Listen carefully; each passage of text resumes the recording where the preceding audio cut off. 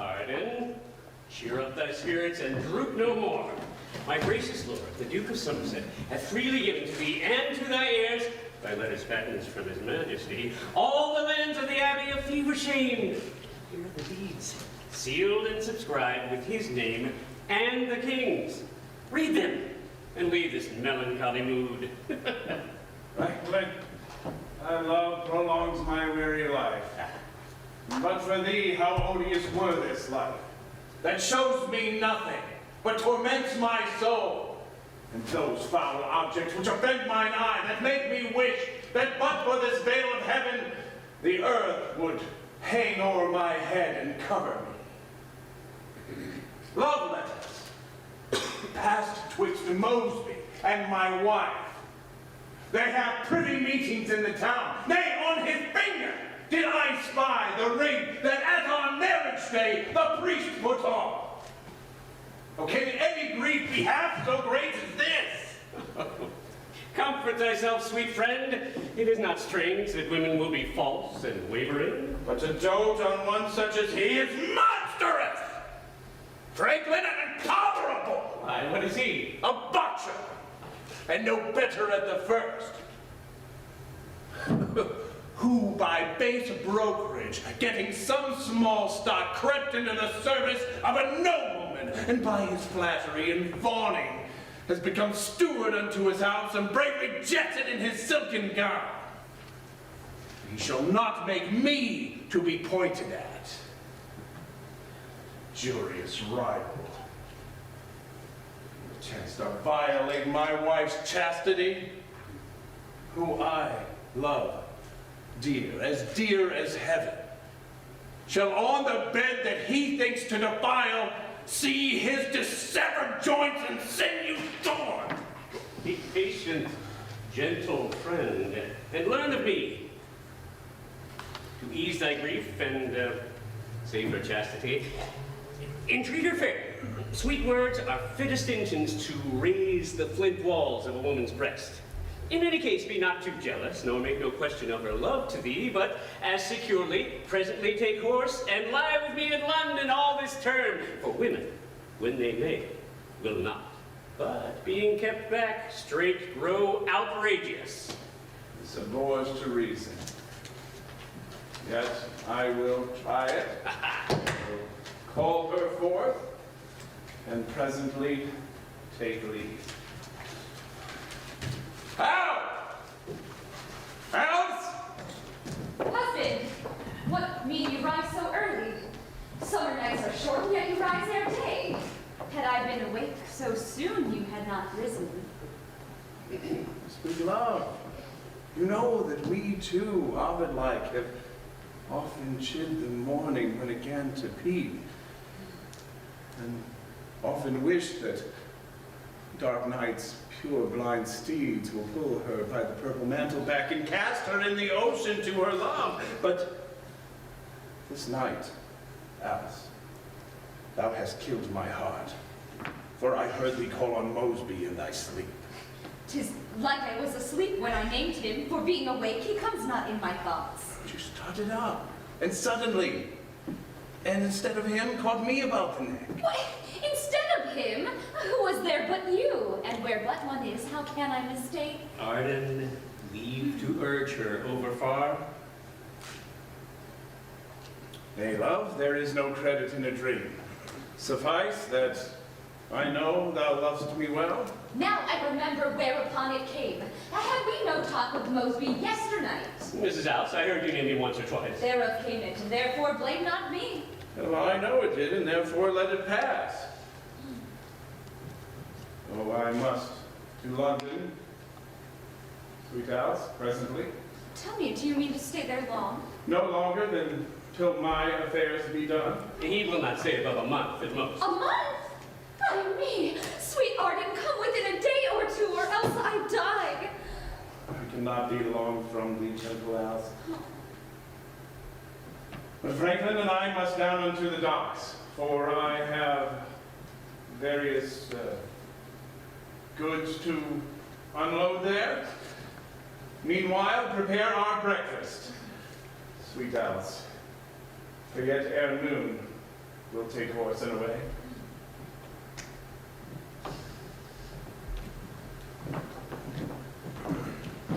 Ere noon he means to take horse and away. Sweet news is this. Oh, that some airy spirit would, in the shape and likeness of a horse, gallop with Arden, cross the waves, and throw him from his back into the ocean. Mosby is the man that hath my heart, and he usurps it, having naught but this, that I am tied to him by marriage. Love is a god, and marriage is but words, and therefore Mosby's title is the best. Rash. Whether it be or no, he shall be mine. Here comes Eden of the Flower Inn. I hope she brings me tidings of my love. How now, Eden? What is the news with you? Be not afraid, my husband is now from home. He whom you wot of, Mosby, Mrs. Alice, is come to town and sends you word by me. In any case, you may not visit him, Not visit him. nor take no knowledge of him being here. What, tell me, is he angry or displeased? Should seem so, for he is wondrous sad. Were he as mad as raving Hercules, I'll see him. I, were thy inn fortified, these hands of mine should race it to the ground, lest that thou wouldst bring me to my love. Nay, if you be so impatient, I'll be gone. Stay, Eden, stay. Thou would want to be my friend. Ask Mosby how I have incurred his wrath. Bear him from me this pair of silver dice with which we played for kisses many a time. And when I lost, I won. And so did he. Such winning and such losing to send me. And bid him, if his love do not decline, to come this morning, but along my door, and there, as a stranger, just salute me. This may he do without suspect or fear. Well, tell him what you say, and so farewell off. Do. One day I'll make amends for all. I know he loves me well, but dares not come because my husband is so jealous. And these, my narrow, prying neighbors, blab, hinder our meetings when we would confer. But as I live, that block shall be removed.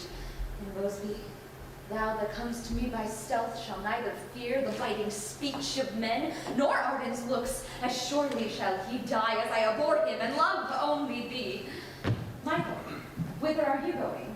To fetch my master's nag. I hope you'll think on me. I, Michael, but see you keep your oath. Be as secret as you are resolute. I'll see he shall not live above a week. On that condition, Michael, here's my hand. None shall have Mosby's sister but thyself. I understand that the painter here hard by hath given report that he's engaged to sue. There's no such matter, Michael, believe it not. Why then, I say I shall kill my master, or anything you will have me do. I will see you do it cunningly. Why, say I should be took. I'll ne'er confess that you know anything. But Mrs., tell Sue, whether I live or die, that I'll make her more worth than 20 painters can. For I will rid mine elder brother away, and then the farm of Bolton will be mine own. Who would not venture upon house and land when he may have it for a downright blow? Yonder comes Mosby. Michael, get thee gone, and let not him nor any know thy drifts. Mosby, my love. Away, I say, and talk not to me now. A word or two, sweetheart, then I will. Where's your husband? It is now high water. He is at the docks. There let him be. Henceforward, know me not. Is this the end of all thy solemn oaths? Is this the fruit thy reconcilement was? I, for this, done thee so many favors, incurred my husband's hate. Out, alas, made shipwreck of mine honor for thy sake. And dost thou say, henceforward, know me not? Remember when I locked thee in my room? What were thy words and mine? Did we not both decree to murder Arden in the night? The heavens can witness and the world can tell. Before I saw that falsehood look of thine, for I was tangled with thy enticing speeches, Arden to me was dearer than my soul. And shall be still. Base peasant, get thee gone. Boast not of your conquest over me, gotten by witchcraft and mere sorcery. For what hast thou to countenance my love, being descended of a noble family, and already matched with a gentleman whose servant thou mayest be? And so farewell. Ungentle and unkind. Alice, now I see that which I ever feared and find too true. A woman's love is as the lightning flame, which even bursting forth consumes itself. To try thy constancy have I been strange, but I have never tried but lived in hope. What needst thou try me, whom thou ne'er found fault? Here, pardon me, for love is jealous. So listen, sailors, to the mermaid's song. I am content for to be reconciled, and that I know shall be mine overthrow. An overthrow. First let the world dissolve. Nay, Mosby, let me still enjoy thy love. Happen what will, I am resolute.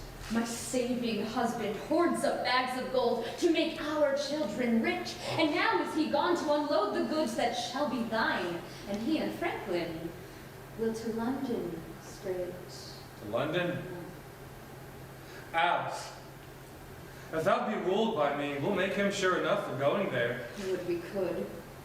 I happened on a painter yesternight, the only cunning man of Christendom, for he can temper poison with his oil. That is dangerous. Fear not, we'll have that shall serve to turn. Speak of the devil, here he comes. How, Clark?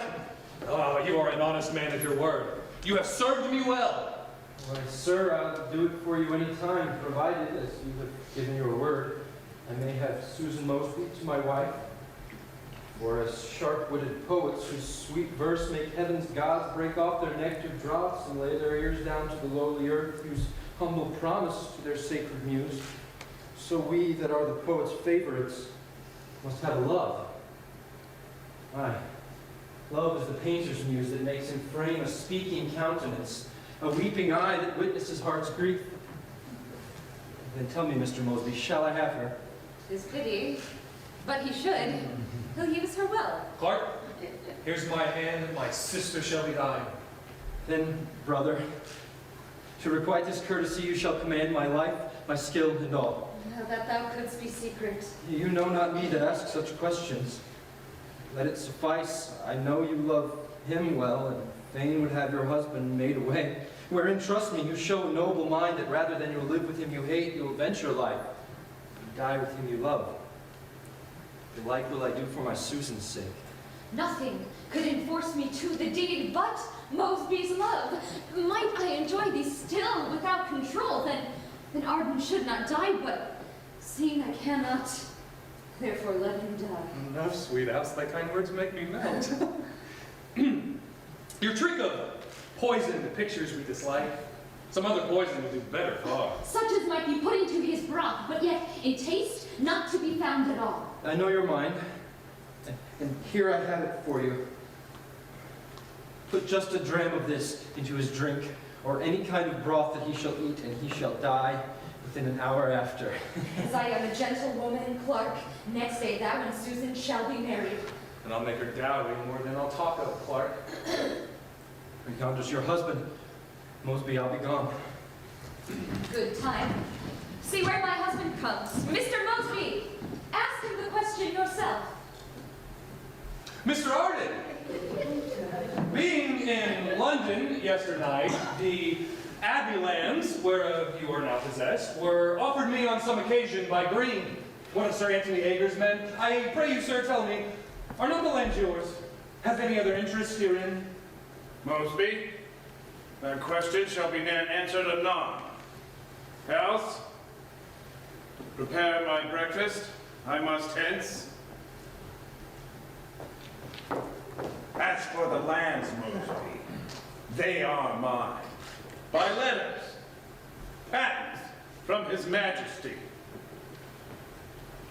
But I must have a mandate for my wife. They say you mean to rob me of her love. Villain, what makest thou in her company? She's no companion for so base a groom. Mr. Arden, I thought not of her. I came to thee. But rather than I pocket up this wrong, What will you do, sir? revenge it on the prowess of you both. Sir up! Mark my words, thou goodman botcher. 'Tis to you I speak. For the next time I take thee near my house, instead of legs, I'll make thee crawl on stumps. Oh, Mr. Arden, you have injured me. I do appeal to God and to the world. Why, canst thou deny thou wert a botcher once? Measure me what I am, not what I was. And what art thou now? But a velvet drudge, a cheating steward, and a base-minded peasant. Arden, now thou hast belched and vomited the rancorous venom from thy swollen heart. Hear me but speak. As I intend to live with God and His elected saints in heaven, I never meant more to solicit her, and that she knows, and all the world shall see. I loved her once. Sweet Arden, pardon me, I could not choose. Her beauty fired my heart. But time hath quenched those overraging coals. And Arden, though I now frequent thy house, 'tis for my sister's sake. Her waiting maid, and not for hers. Mayst thou enjoy her long. Hellfire and wrathful vengeance light on me if I dishonor her, or injure thee. Mosby, in these thy protestations, the deadly hatred of my heart is appeased, and thou and I'll be friends. If this prove true. As for the base terms I gave thee late, forget them. For I had reason to speak when all the knights and gentlemen of Kent made common table talk of her and thee. Who lives that is not touched with slanderous tongue. Fit Mosby to eschew the speech of men, upon whose general brute all honor hangs, forbear his house. Forbear it, nay, frequent it more. For the world will see that I distrust not her. To warn him on the sudden from my house would confirm the rumor that is grown. By my faith, sir, you say true. And therefore I will sojourn here a while, until our enemies have talked their fill. And then, I hope they'll cease and at last confess and see how causeless they have injured her and me. And I shall lie all the while in London to show them how light I weigh their word. Husband, sit down. The breakfast will be cold. Mosby, will you sit with us? I cannot eat, but I'll sit for company. Michael, see that our horse be ready.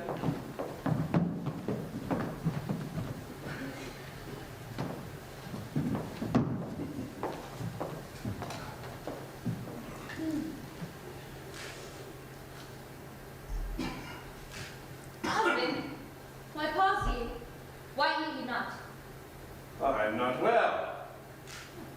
There is something unwholesome in this broth. Thou make it, Alice. I did. And that's the cause it likes, not you. There's nothing I can do to please your taste. You were best to say I would have poisoned you. I cannot speak or cast aside my eye, but he imagines I accept the right. Here's he that you cast in my teeth so oft. Now will I be convicted or purge myself. I charge thee, speak to this mistrustful man, thou that would see me hanged, thou Mosby, thou! What favor hast thou had more than a kiss when coming or departing from the town? You wrong yourself and me to cast these doubts. Your loving husband is not jealous. Yet who else? Can I not be ill, but you accuse yourself? Franklin, thou hast a box of seltzer? I'll take a little to prevent the worst. Do so, and let us presently take horse. My life for yours, ye shall be well enough. Give me a spoon. I'll eat a bit myself. Would it were full of poison to the brim, then should my cares and troubles have an end. Was ever simple woman so tormented? Patient, Alice. I mistrust not thee. God will revenge it, Arden, if thou dost, for never woman loved her husband better than I do thee. Oh, I know it. Oh, cease to complain, lest in tears I answer thee again. Come, leave this dallying and let us away. Forbear to wound me with that bitter word. Arden shall go to London in my arms. Loath I am to depart, yet I must go. Wilt thou to London then, and leave me here? If thou love me, gentle Arden, stay. But if thy business be of great import, go. I'll bear it as I may. But write to me from London every week, nay, every day. And stay no longer there than thou must needs, lest that I die for sorrow. I will write to thee and to every other tie. And so farewell, Alice. Farewell, husband. Seeing you'll have it so. Mosby, farewell, and see you keep your oath. I hope he is not jealous of me now. No, Mosby, no. Henceforth, think of me as dearest friend.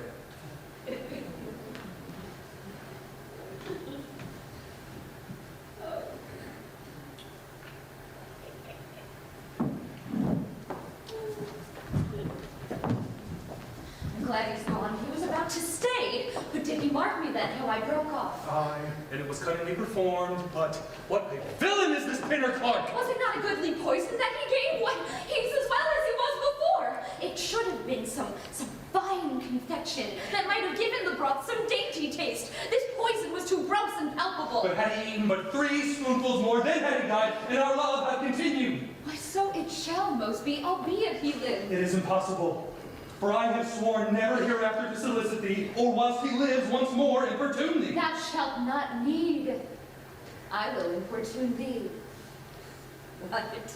Shall an oath make thee forsake my love, as if I had not sworn as much myself and given my hand unto him in the church? Oh, Mosby.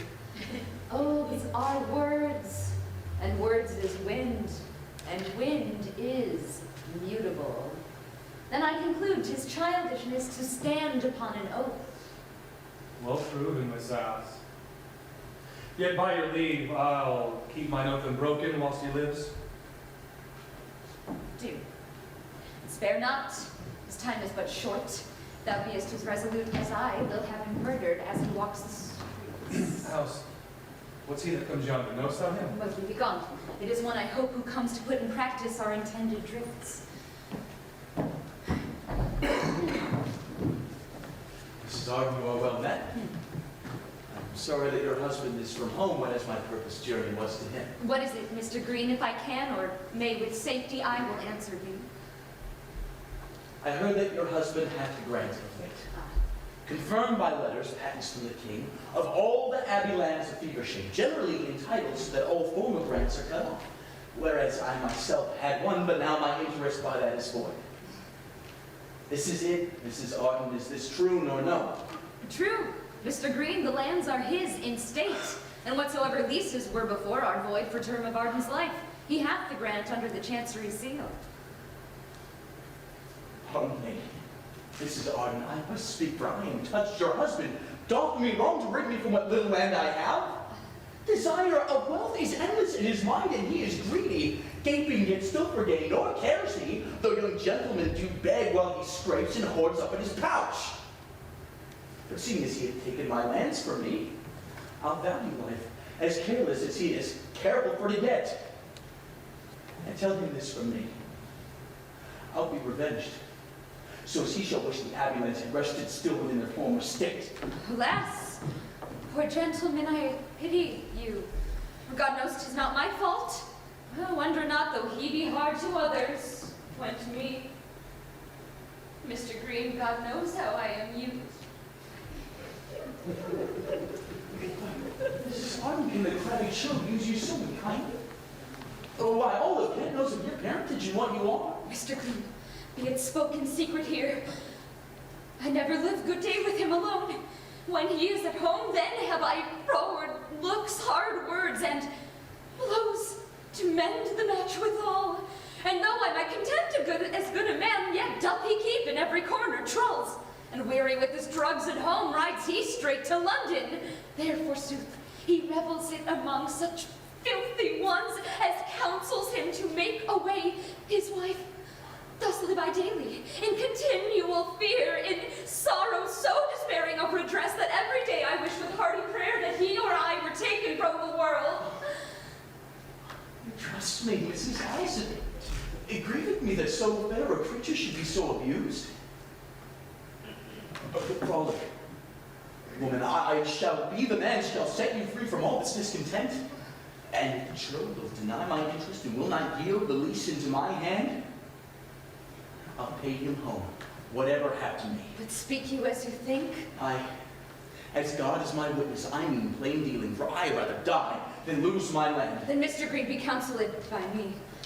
Endanger not yourself for such a churl, but hire some cutter for to cut him short. Here is £10 to pay their wages with. When he is dead, you shall have 20 more, and the lands whereof my husband is possessed shall be entitled as they were before. Will you keep promise with me? Or count me false and perjured whilst I live. Then here is my hand. I'll have him so dispatched. I'll up to London straight and thither post it, and there rest until I have compassed it. Till then, farewell. Good fortune follow all your forward thoughts. All this goes well. Mosby, I long for thee to tell thee all I have contrived. How now, Alice? What's the news? Such as will content thee well, sweetheart. Well, late by a while, and tell me, how have you dealt and tempered with my sister, Clark? Or sister, how will she have my man Clark or no? Mr. Mosby, let him woo himself. Think you not that maids look for fair words? Go to her, Clark. She's all alone within. Michael, my man, is clean out of her books. Thank you, Mrs. Arden. I will in. If fair Susan and I can make agree, you shall command me to the uttermost. Now, Alice, let's hear thy news. It be so good that I must laugh for joy before I can begin to tell my tale. Well, let's hear it, but I may laugh for company. This morning, Mr. Green, Dick Green, I mean, from whom my husband had the Abbey land, came hither railing for to know the truth, whether my husband had the lands by grant. I told him all. Whereat he stormed amain and swore he would cry quittance with the churl, and if he did deny his interest, stab him. When as I saw his collar thus to rise, I wedded on the gentleman with words, and to conclude, we at last grew to composition for my husband's death. On this we agreed, he is ridden straight to London to bring his death about. But call you this good news? Ay, sweetheart, be they not? 'Twere cheerful news to hear the churl were dead. But trust me, Alice, I take it passing ill you would be so forgetful in our state to make recount of it to every groom. What, to acquaint each stranger with our drifts, chiefly in case of murder? But 'tis the way to make it open unto Arden's self, and bring thyself and me forewarned, forearmed, who threats his enemy, lends him a gun to guard himself withal. I did it for the best. Know you this Green? Is he not religious? A man, I guess, of great devotion? He is. Then let it pass, sweet Alice. I have adrift will quiet all, whatever is amiss. How, Clark? Have you found me false? Did I not plead the matter hard for you? You did. And what? Will it be a match? A match. Faith, sir. Aye. The day is mine. The painter lays his colors to the life. His pencil draws no shadows in his love. Susan is mine. You make her blush. What, sister? Is it Clark must be the man? If rested in your grant, some words are cast and happily we be made unto a match, if you be willing that it shall be so. Mr. Clark, it resteth at my grant. You see, my sister's yet at my dispose. But, so you'll grant me one thing I did ask. I am content my sister shall be yours. Though I am loath because it toucheth life, yet rather than I'll leave sweet Susan's love, I'll do it, and with all the haste I may. Against when shall I have it? Within this 10 days. 'Twill serve the turn.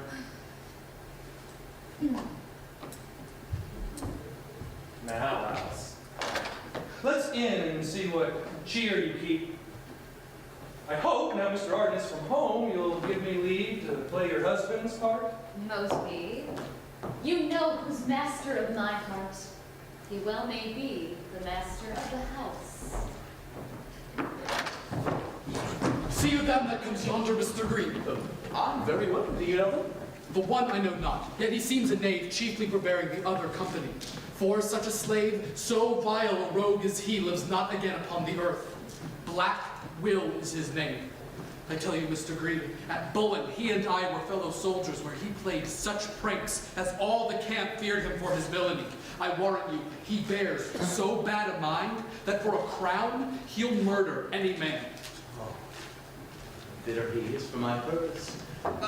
Mary. How now, fellow Bradshaw?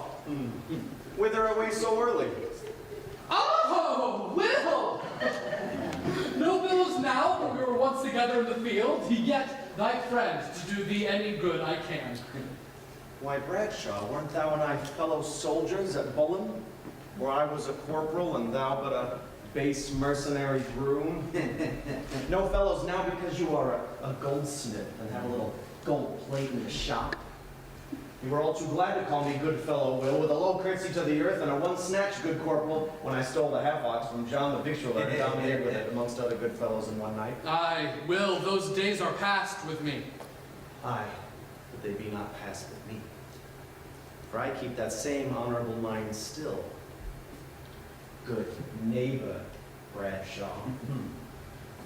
You are too proud to call me a fellow. But let that pass and tell me whither you go. To London, Will, for a piece of service wherein haply thou mayst pleasure me. What is it? Of late, Lord Cheney lost some plate, of which one did bring and sold it at my shop, saying he served Sir Anthony Cook. A search was made, the plate was found with me, and now I am bound to answer at the assize court. Now, Lord Cheney solemnly vows that if the law be on his side, I'll be hanged for his plate. Now, I'm going to London upon hope to find the fellow. Now, Will, I know thou art acquainted with such companions. What manner of man was he? A lean-faced, writhen knave, hawk-nosed, very hollow-eyed, with mighty furrows in his stormy brow. Long hair down to his shoulders curled, and his chin was bare, but on his upper lip a mustachio which he wound about his ear. What apparel had he? A satin doublet, all too torn, the inner side did bear the greater show. A pair of threadbare velvet hose, seam rent, a worsted stocking rent above the shoe, and a livery cloak, but the lace was gone. 'Twas bad, but it served to hide the plate. Seer shape. Canst thou remember when we trolled the bowl at Sittenburg and I broke the tapster's head with a cudgel stick? Aye, very well. 'Twas with the money the plate was sold for. Sarah Bradshaw, what wilt thou give the man who can tell thee who sold thy plate? Who? I pray thee, goodwill. Why, 'twas one Jack Fitton. Oh, He's in Newgate prison now. Shall be arraigned the next assize. Why then let Lord Cheney seek Jack Fitton forth, for I must back and tell him who robbed him of his plate. This cheers my heart. The farewell, Mr. Green, for I must to the Isle of Sheppey with speed. before you go, let me entreat you to carry this letter to Mrs. Arden of Fevershame and highly recommend me to herself. That I will. So farewell, Mr. Green.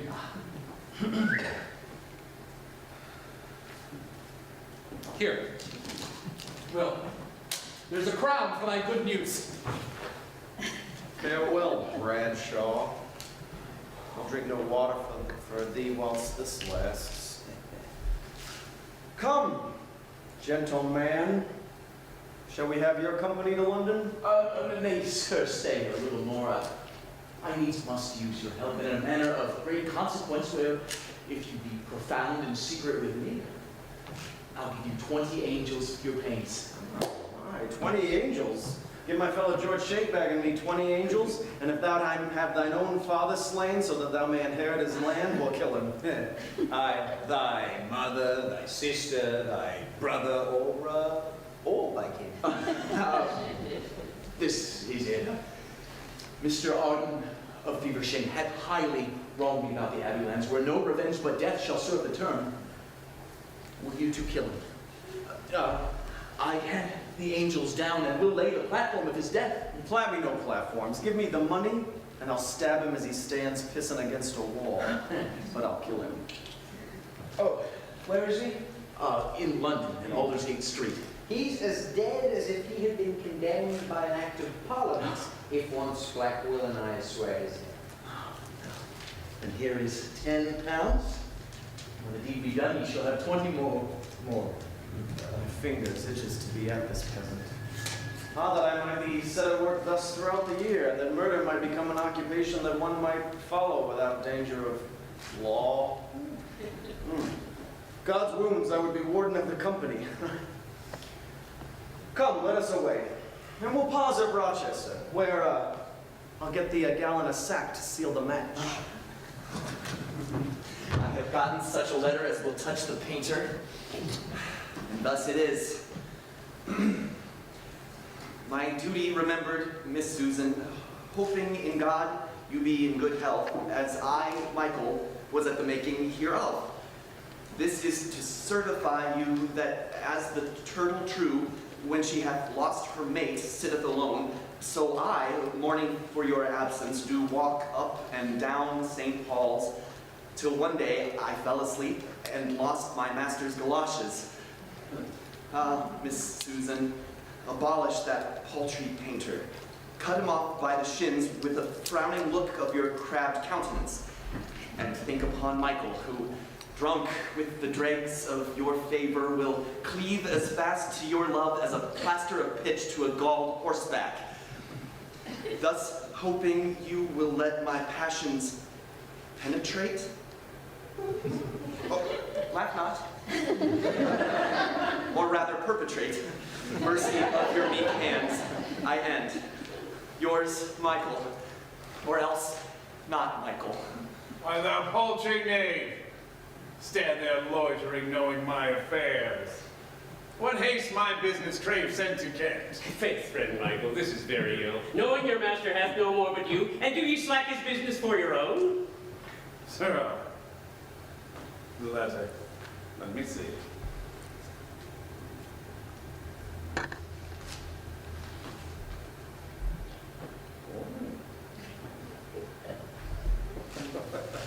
Sir, let me have no more of it, nor for thy life.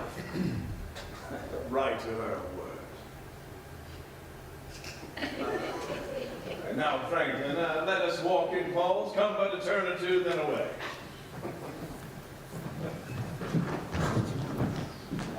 The first is Arden, and that's his man. The other is Franklin, Arden's dearest friend. God's wounds, I'll kill them all three. Oh, nay, sir, that's not his man in any case. But stand you close and take you the fittest standing, and at his coming forth, speed him straight to hell. I'll leave you till deed be done. If he be not paid his own, ne'er trust Shakebag. Shakebag, when he comes forth, I'll run him through. Then to the Black Friars take water and away. Ah, why? That's the best, but see how miss him not. How can I miss him when I think on the 40 angels I might have more? Very late. We're best shut up in my stall, for here will be old filching when the press comes forth of Paul's. Oh, God's wounds! Draw, Shakebag, draw! I haven't killed! Damn you, I warrant. God's wounds, I'm taming up already! What troublesome fray of mutiny is this? It's nothing but some traveling, paltry fray devised to pick men's pockets in the throng. Is that all it is? Well, come, Franklin, let's away. What amends shall I have for my broken head? Merit this amends, but if you get your way not all the sooner, you shall be well beaten and sent to jail. All right, I will go.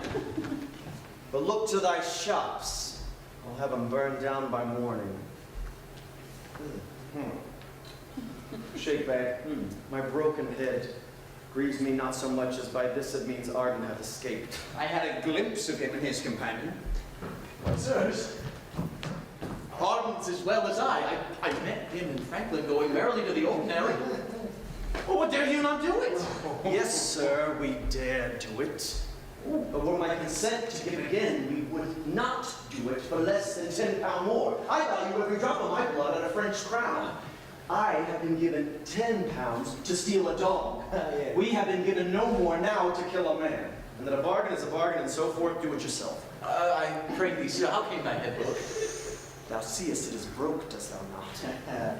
Standing against a stall, watching Arden's coming, a boy let down his shop window and broke his head. And in the tumult, Arden escaped us. But forbearance is no acquittance. Another time we'll do it, I warrant. Ah, pray thee, Will, make clean thy bloody... make clean thy bloody brow, and let us bethink us of some other place where Arden may be met with handsomely. Remember how devoutly thou hast sworn to kill the villain. Remember thine oath. Tush. I have broken 500 oaths. Dost thou need to charm me to effect this deed? Tell me of gold my resolution speak. Tell me thou seest Mosby kneeling at my knees, offering me service for my high attempt. Or sweet Alice Arden with a low curtsy to the earth and a lap full of crowns, saying, "This be thy quarterage, such yearly tribute will I answer thee." This would steal soft no cowardice, for which Black Will was never tainted. I tell thee, Green, the forlorn traveler whose lips are glued with the summer's parching heat, ne'er longed as much to see a running brook as I to see the end of Arden's tragedy. See this gore that cleaveth now to my face. Ne'er will I wash this bloody stain, till Arden's heart be panting in my hand. Well, that's well said. What saith Shakebag?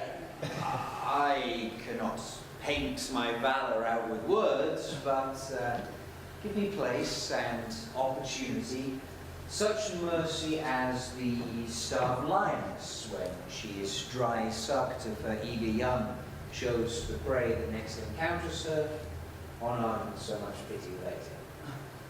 So should bear with men of firm resolve. Let us bethink of some other place whose earth may swallow up this Arden's blood. Oh! Here comes Arden's man. And what you what?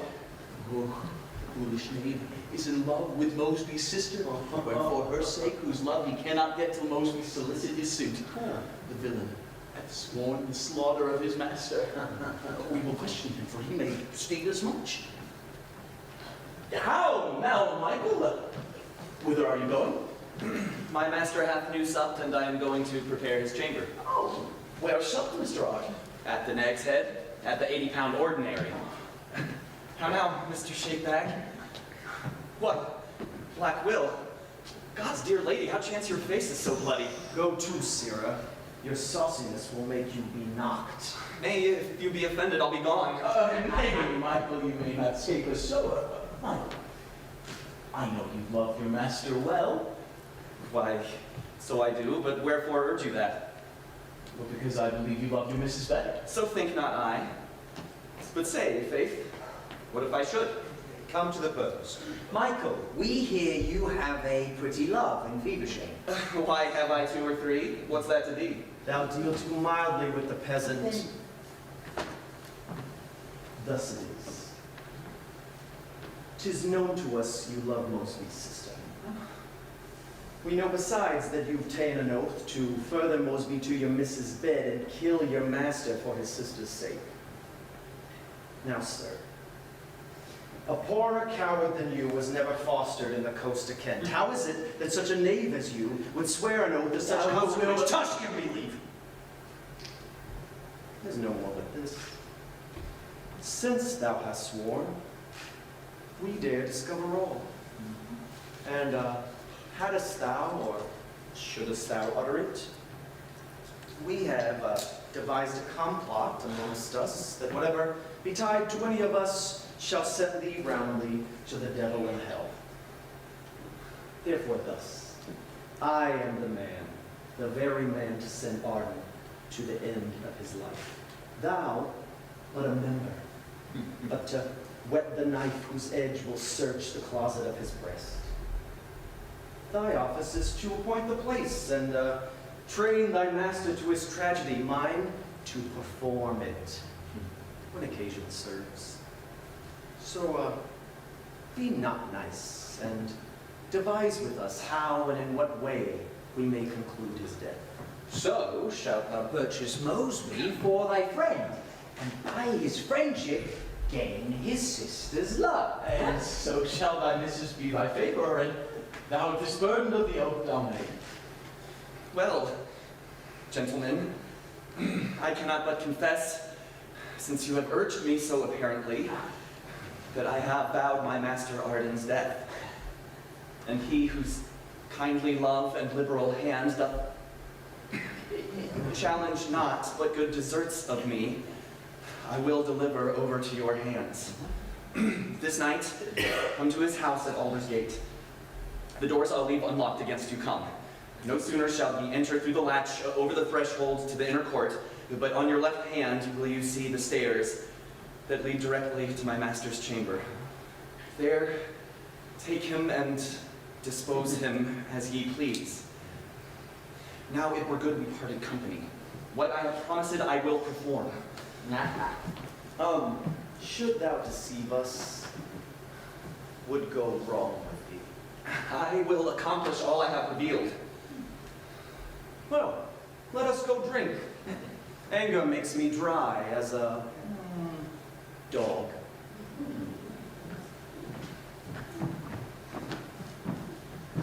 Thus feeds the lamb securely on the down, while through the thicket of an arbor brake, the hunger-bitten wolf o'erpries his haunt, and takes advantage for to eat him up. Harmless Arden, how hast thou misdone that thus thy gentle life is leveled at? I, that should take the weapon in my hand and shelter thee from ill-intending foes, do leave thee with a wicked, fraudful smile as unsuspected to the slaughterhouse. So have I sworn to Mosby and my missus, so have I promised to the slaughtermen. And should I not deal currently with them, their lawless rage would take revenge on me. Tush! I will spurn at mercy for this once. Let pity lodge where feeble women lie. I am resolved, and Arden needs must die. No, Franklin, no. If fear or stormy threats, if love of me or care of womanhood, fear of God or common speech of men might join repentance in her wanton thoughts, no question then that she would turn the leaf in sorrow for her disillusion. But she is rooted in wickedness. Perverse and stubborn, not to be reclaimed. Good counsel is to her as rain to weeds. Her faults, methinks, are written in my face. For every searching eye to overread. In Mosby's name, scandal unto mine. Deeply trenchant in my blushing brow. Oh, Franklin, when I think on this, my grieving heart rends my other powers worse than at the conflict at the hour of death. Gentle Arden, leave this sad lament. She will amend, and so your griefs will cease, or else she'll die, and so your sorrows end. My house is irksome. There I cannot rest. Then lie with me in London, go not home. Then that base Mosby should usurp my room and make his triumph on my being thence. At home or not at home, where'er I be, here it lies, Franklin. Here it lies. It will not out till wretched Arden dies. Forget your griefs a while. Here comes your man. Sirrah, what o'clock is it? Almost 10. See how runs away the weary time. Mr. Franklin, shall we go to bed? I pray you, go before, I'll follow you.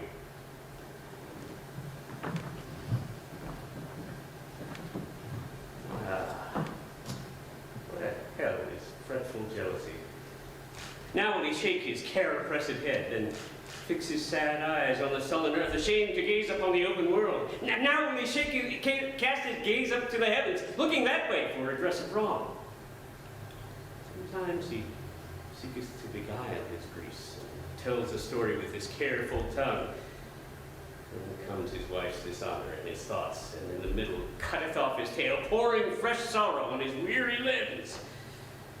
So woebegone, so inly charged with woe. There's never any lid, and bore it so. My master would desire you come to bed. Is he himself already in his bed? He is, and fain would have the light away. Conflicting thoughts encamped in my breast awake me with the echo of their strokes, and I, a judge to censure either side, can give to neither wished victory. My master's kindness pleads to me for life with just demand, and I must grant it him. My mistress, she hath forced me with an oath, for Susan's sake, the which I may not break. For that is nearer than a master's love. That grim-faced fellow, pitiless black will and shake-bag, stern in bloody stratagem, two rougher ruffians never lived in Kent, have sworn my death if I infringed my vow. A dreadful thing to be considered of. Methinks I see them, with their matted hair, staring and grinning in my gentle face, and in their ruthless hands their daggers drawn, insulting o'er thee with a peck of oaths, whilst thou, submissive, pleading for relief, art mangled by their ireful instruments. Methinks I hear them ask where Michael is, and pitiless black will cries, "Stab the slave! The peasant will detect the tragedy." The wrinkles in his foul, death-threatening face gapes open wide like graves to swallow men. My death to him is but a merriment, and he will murder me to make him sport. He comes. He comes. Oh, Mr. Franklin, help! Call up the neighbors, or we are but dead. Oh, what dismal outcry calls me from my rest. What had occasioned such a fearful cry? Speak, Michael! What has any injured thee? Nothing, sir, but as I fell asleep upon the threshold, leaning to the stairs, I was troubled with a fearful dream, and in my slumber thought I was beset with murder thieves who came to rifle me. My trembling joints witness my inward fear. I crave your pardons for disturbing you. Such a cry or nothing I never heard. Are the doors fast locked and all things safe? I cannot tell. I think I locked the doors. Not like this. Well, I shall go and see for myself. Ne'er trust me. The doors were all unlocked. Negligence hath contented me. Go to bed, and if thy love thy favor, let me have no more such pranks as these. Franklin, let us go to bed. Aye, by my faith, the air is very cold.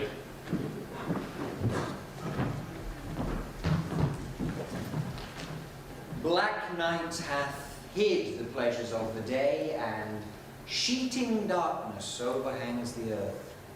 And with the black fold of her cloudy robe, obscures us from the eyesight of the world, in which sweet silence such as we triumph. The lazy minutes linger on their time, loath to give due audit to the hour, till in the watch our purpose be complete, and Arden sent to everlasting night. Green, get you gone, and at some hour hence come to us again, where we will give you instance of his death. Speed my wish, and so I'll leave you for an hour. I tell thee, Shakebag, would this were done. I'm so heavy I can scarce walk. This drowsiness in me bodes little good. How now, Will? Become a Puritan? Nay, let's go sleep when bugs and fears shall fill our confidences with their fancy's work. Why, Shakebag, thou mistakes me much and abuses me too, in talking to me of fear. Why, 'twere not such an important thing we go about. 'Twould slip until I had fought with thee, to let thee know I am no coward, I. Tell thee, Shakebag, thou abusest me. Why, thy speech bewrayed an in me kind of fear that savoured of a weak, relenting spirit. Go forward now, in that we have begun, and afterwards attempt me when thou darest. And if I should forget, let heaven cut me down. Now show me this house, and I'll show thee that I will do as much as Shakebag. This is the door. But soft. Methinks 'tis shut. Villain Michael hath deceived us. Soft, let me see, Shakebag. 'Tis locked. Ah! Knock with thy knife, see if the slave will hear. Will not be. The lily-livered peasant is gone to bed, and laughs us both to scorn. He shall pay most dearly for his merriment. Oh, and let me never draw a knife again, but lie and languish in a loathsome den, if I, the next time that I meet the slave, cut not the nose from off his face and trample on it for this villainy. Come, Shakebag, let's go get Green. I know he'll swear. 'Twere a villain if he would not swear. 'Twould make a peasant swear amongst his boys that ne'er just say before. But yea and no, to be thus flouted. Come, Shakebag, let us go get Green, and in the morning, at the alehouse abutting Arden's house, watch the outcoming of that prick-eared snur, and then let me alone to handle him. Franklin, you shall go with me.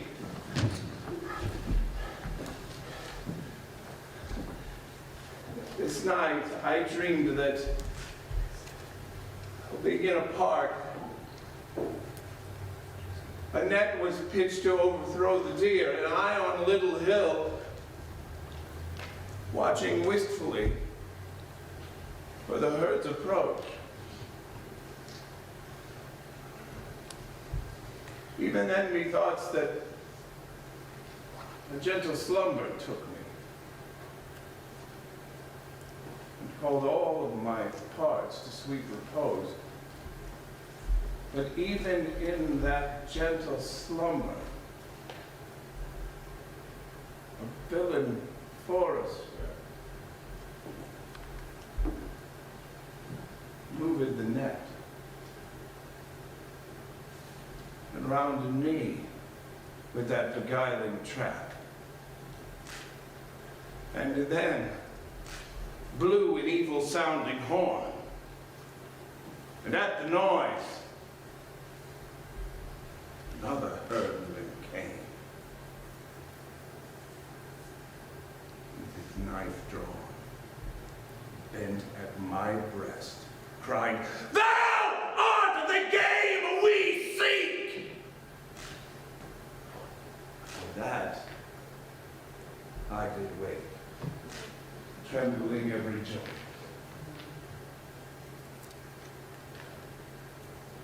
Like one obscured in a little bush watching the lion forage about. And when the dreadful lion king is gone, cries around, out with timorous suspect, not thinking his person dangerous, but quaked and shivers, though the cause be gone. Trust me, Franklin. When I did wake, I stood in doubt whether I waked or no. Such great impression took this fond surprise.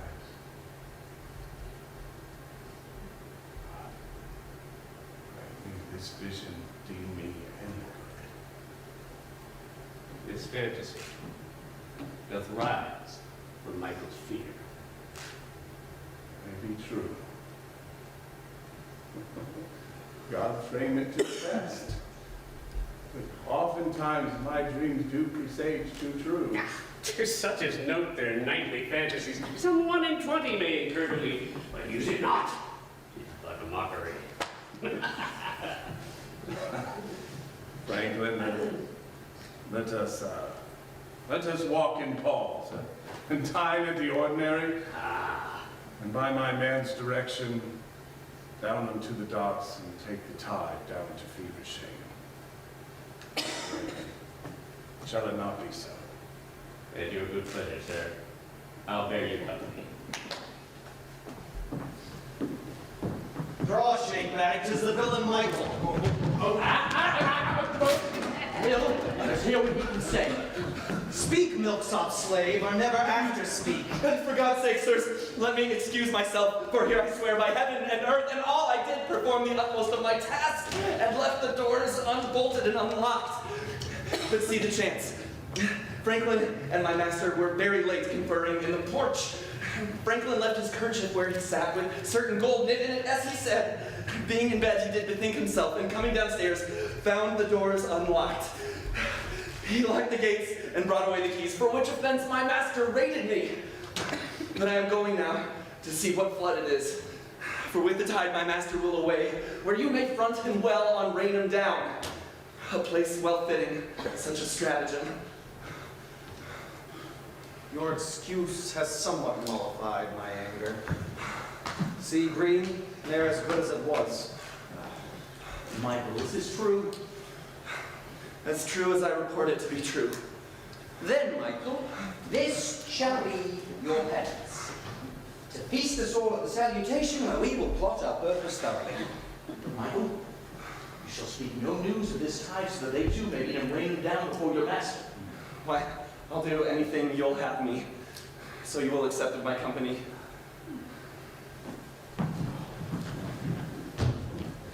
Disturbed thoughts drives me from company and nips me like the bitter northeast wind doth check the tender blossoms in the spring.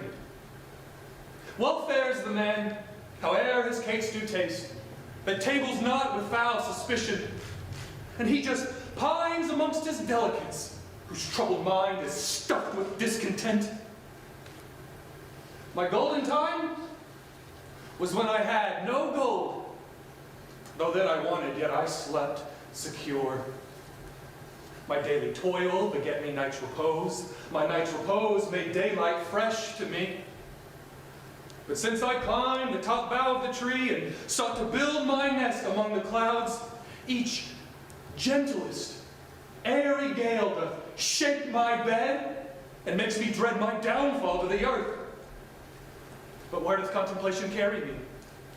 The way I seek to find, where pleasure dwells, is hedged behind me that I cannot back, but needs must on, although to danger's gate.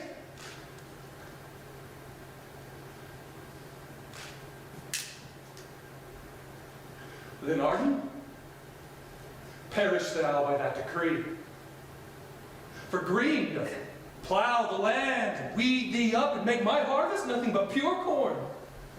And for his pangs I'll heave him up a while, and after, smother him to have his wax. Such bees as green must never live to sting. Then is there Michael, and the painter, two chief actors unto Arden's overthrow, who, when they shall see me sit in Arden's seat, they will insult upon me for my prize, or fright me by detecting of his end. Well, none of that. For I can cast a bone to make these curs pluck out each other's throats, and then am I sole ruler of mine own. Yet Mrs. Arden lives. And she's myself. And Holy Church rites makes us two just one. But what for that? I may not trust you, Alice. You have supplanted Arden for my sake, and will extirpate me to plan another. 'Tis fearful sleeping in the serpent's bed, and I will cleanly rid my hands of her. But here she comes, and I must flatter her. How now, Alice? What sad and passion? Make me partaker of thy pensiveness. Fire divided burns with lesser force. I will damn that fire in my breast till by the force thereof my heart consume. Oh, Mosby. Such deep, sad sighs, like to a cannon's burst, discharged against a ruinated wall, breaks my relenting heart in 1,000 pieces. Ungentle Alice, thy sorrow is my sword. Thou know'st it well, and 'tis thy policy to forge distressful looks that wounds the breast where lies a heart that dies when thou art sad. It is not love that loves to anger love. It is not love that loves to murder love. How mean you that? Thou knowest how dearly Arden loved me. And then? And then? Conceal the rest, for 'tis too bad, lest that my words be carried with the wind and published in the world to mock both our shames. I pray you, let our springtime wither, our harvest else will yield but loathsome weeds. Forget, I pray you, what hath passed betwixt us, for now I blush and tremble at the thoughts. Are you changed? Aye. To my former happy life again, from title of an odious strumpet's name to honest Arden's wife. Not Arden's honest wife. 'Tis thou hast rifled me of that, and made me slanderous to all my kin, who even in my forehead is thy name engraven, that mean artificer, that low-born name. I was bewitched. Woe worth the hapless hour, and all the causes that enchanted me. Nay, if you ban, let me breathe curses forth. And if you stand so nicely at your fame, let me repent the credit I have lost. I have neglected matters of import that would have stated me above thy state, forslowed advantages and spurned at time. I, fortune's right hand, most we have forsook, to take a wanted hussy by the left.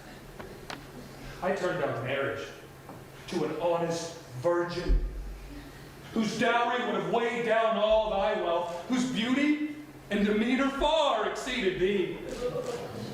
This certain good I lost for changing bad, and wrapped my credit in thy company. I was bewitched. That is no theme of thine, and thou, unhallowed, have enchanted me. But I will break thy spells and exorcisms. Thou art not fair. I viewed thee not till now. Thou art not kind, till now I knew thee not. But now the rain hath beaten off thy guilt. Thy worthless copper shows thee counterfeit. It grieves me not to see how foul thou art, but mags me that I ever thought thee fair. Go, get thee gone, a bedmate for thy dogs! I am too good to be thy favorite! Now I see and too soon find it true, which often hath been told me by my friends, that Mosby loves me not, but for my wealth, which, too incredulous, I ne'er believed. Nay, hear me speak, Mosby, a word or two. I'll bite my tongue if it speak bitterly. Look on me, Mosby, or I'll kill myself. Nothing can hide me from thy stormy look. If thou cry war, there is no peace for me. I will do penance for having offended thee and burn this prayer book where I here use the holy word that had converted me. See, Mosby, I'll tear away the leaves, all the leaves, and in this cover shall thy praises and thy letters dwell, and on that shall I chiefly meditate and hold no other sect but such devotion.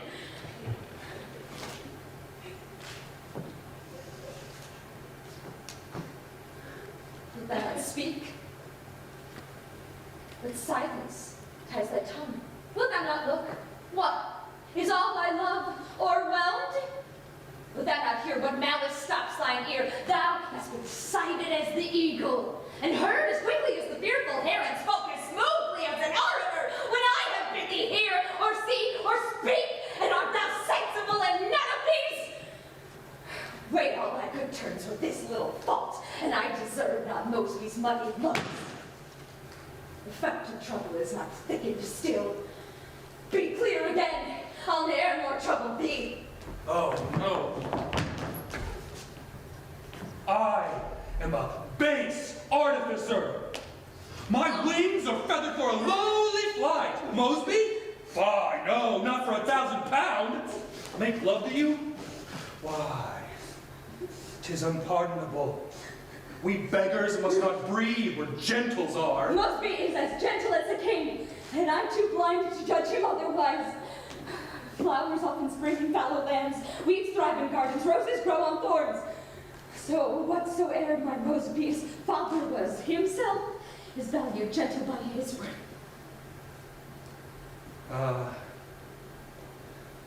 How you women can insinuate and clear a trespass with your sweet-set tongues. I will forget this quarrel, gentle Alice, provided I be tempted so no more. And seal up this new-made match with thy lips. So, here comes somebody.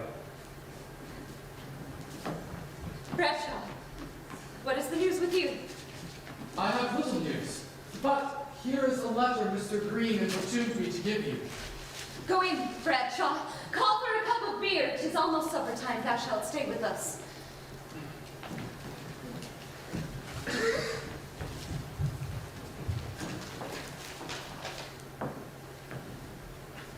We have missed of our purpose at London, but will perform it by the way. We thank our neighbor Bradshaw, yours Richard Green. How likes my love the tenor of this letter? Well, were his date expired and complete? Would it were, till then my bliss is mixed with bitter gall. Come, let us in to shun suspicion. I, to the gates of death, to follow thee. Come, Will, see thy tools be in readiness. Not thy powdered dank, or will thy flint strike fire, huh? Then ask me if my nose be on my face, or whether my tongue be frozen in my mouth. God moons, what a mess. Thou had best swear me and interrogate me how many pistols I have had in hand, or whether I love the smell of gunpowder, or wink at the flashing of the fire. Let this answer thee, shake-bag. I have took more purses in this down than thou hast had more pistols in thy life. Aye, maybe thou hast picked more in a throng, but should I brag what booties I have took, I think the overplus that's more than thine would mount to a greater sum of money than either thou or all thy kin are worth. God's wounds, I hate them as I hate a toad that carry big artillery in their tongue, but scarce a woman's weapon there. Green, intolerable. It is not for my honor to bear this. I tell thee this, shake-bag. I served the king at Bolton. Thou can brag of nothing thou hast done. Why, so can Jack of Fevershame, the fated or a finger flick upon the nose, when he that gave it him hollered in's ear, and he supposed a cannon bullet hit him.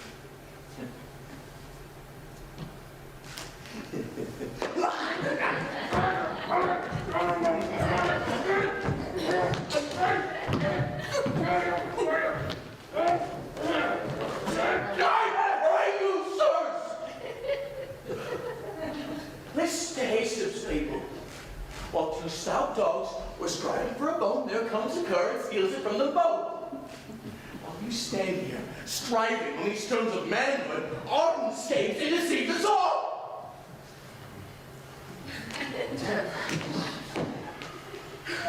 Why, he begun. I will end.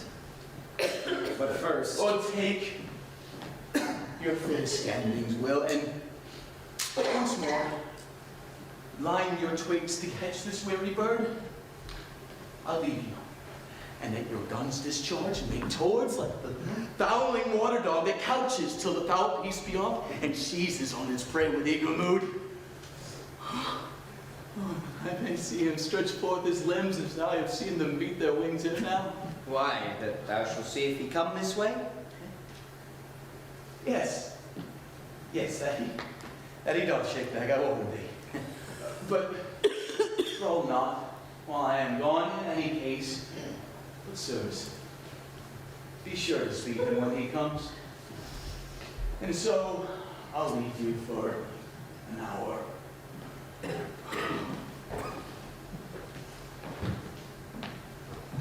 Twere best that I went back to Rochester. The horse halts downright. It were not good he traveled in such pain to Fevershame. Removing of a shoe may perhaps help it. Well, get thee back to Rochester, but Sirrah, see that you overtake us at Raynham Down, for 'twill be very late ere we return. Aye, God knows. And so doth Will and Shakebag, that thou shalt never go further than that down. Therefore have I pricked the horse on purpose, because I would not view that massacre. Yes, well, come, Mr. Franklin, onwards with your tale. I assure you, sir, you task me much.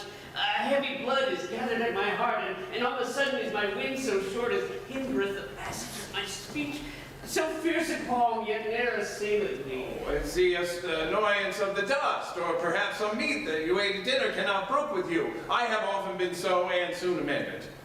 Do you remember where my tale did lead? Yes, where the gentleman did check his wife. She being reprehended for that. Witness produced that took her was the deed. Her glove brought in, which there she left behind, and many other arguments assured. Her husband asked her whether 'twere not so. Her answer then? Well, I wonder how she looked, having forsworn such vehement oaths, and at the present being so approved upon her. First did she cast her eyes down to the earth, watching the drops that fell amain from thence. Then hemmed she out to clear her voice, should seem, and with a majesty addressed herself to counter all their accusations. Pardon me, Mr. Arden, I can't no more. This fighting at my heart makes short my wind. Oh, well, we have almost come to Raynham Down. Your pretty tale beguiles a weary way. I wish you were in a state to tell it out. Stand close, Will, I hear them coming. Stand to, Shakebag, and be resolute.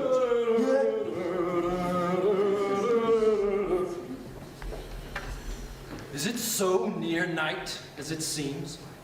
Or will this black-faced evening have a shadow? What, Mr. Arden? You are well met! I have longed this fortnight's day to speak with you. You are a stranger, man, in the Isle of Shepia. Oh, well, your honor always bound to do you service, yes. Come you from London? And ne'er a man with you? Oh, my man's coming after.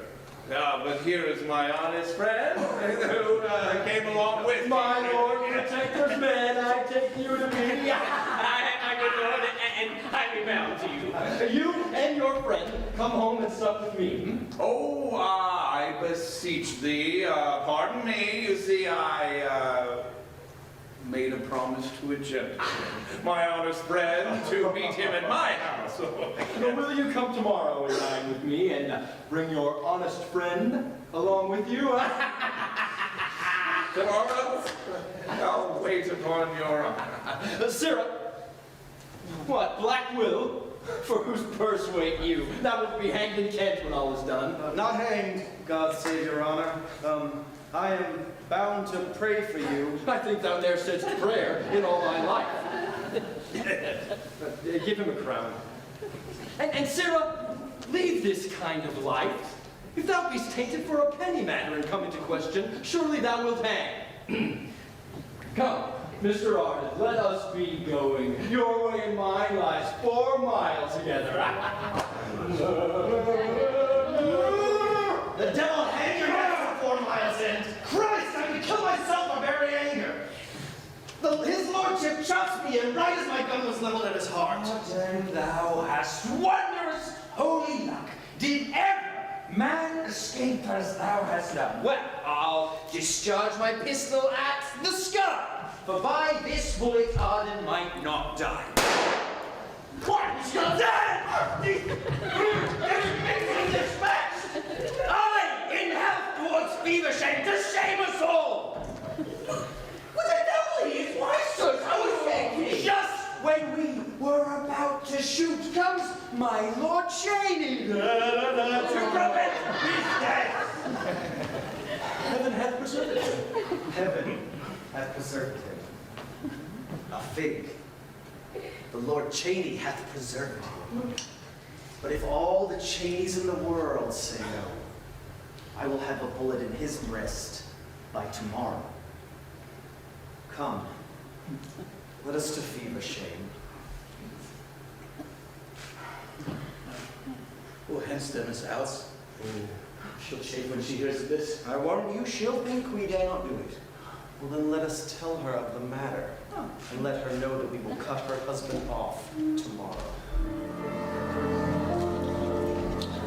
See the hours. The guardians of heaven's gate have by their toil removed the darksome clouds. The season fits. I thought you did pretend some special hunt that made you thus cut short the time of rest. 'Twas no chase that made me rise so early, but as I told thee yesternight, to go to the Isle of Sheppey, to dine with my Lord Cheney, for his lord has commanded me. Come, Franklin, let's away. Such kind husbands seldom want excuses. The time hath been, would God it were not past, that honor's title, nor a lord's command, could once have drawn me from these arms of mine. But my deserts, where your desires decay, or both. Yet if true love may seem desert, I merit still to have thy company. Why, I pray you, sir, let her go along with us. I am sure his honor will welcome her, and us the more for bringing her along. Content! Michael, is Sally your Mrs. Mag? No! Beg favor merits little thanks. If I should leave, our house would run away, or else be stolen. Therefore, I must stay behind. Oh, I pray thee go. No, not now. Let me satisfy thee in this, that time, nor place, nor person alter me. I hold thee dearer than my life. That will be seen by your quick return. And that shall be ere nightfall, if I live. Or we mind to sup with thee. Come, Michael. Are our horses ready? Aye, your horses are ready, but I am not ready, for I have lost my wallet with 36 shillings in it with taking up of my master's nag. Why, I pray you, let us go before, whilst he stays behind to seek his wallet. I pray thee, follow us to the Isle of Sheppey, for it is with my Lord Cheney that we mean to dine. So fair weather after you. For before you lies Black Will and Shake Bag. They'll be your ferryman to your final home. Black Will and Shake Bag I have placed in the hedge path, close awaiting Arden's coming. I hope they will at last catch Mr. Arden and make him wise in death that lived a fool. Why should he thrust his sickle in our corn? Or what has thee to do with thee, my love? Or govern me that am to rule myself? He says, for credit's sake I must leave thee. Nay, he must leave to live, that we may love. For what is life but love? And love shall last as long as life remains. Or what's love without true constancy? Like to a pillar built with many stones, yet neither with good mortar well compact, nor cement fastened in the joints, but that it shakes with every blast of wind, and being touched, straight falls into the earth, and buries all his haughty pride in dust. No, let our love be rocks of adamant, which time, nor place, nor tempest can asunder.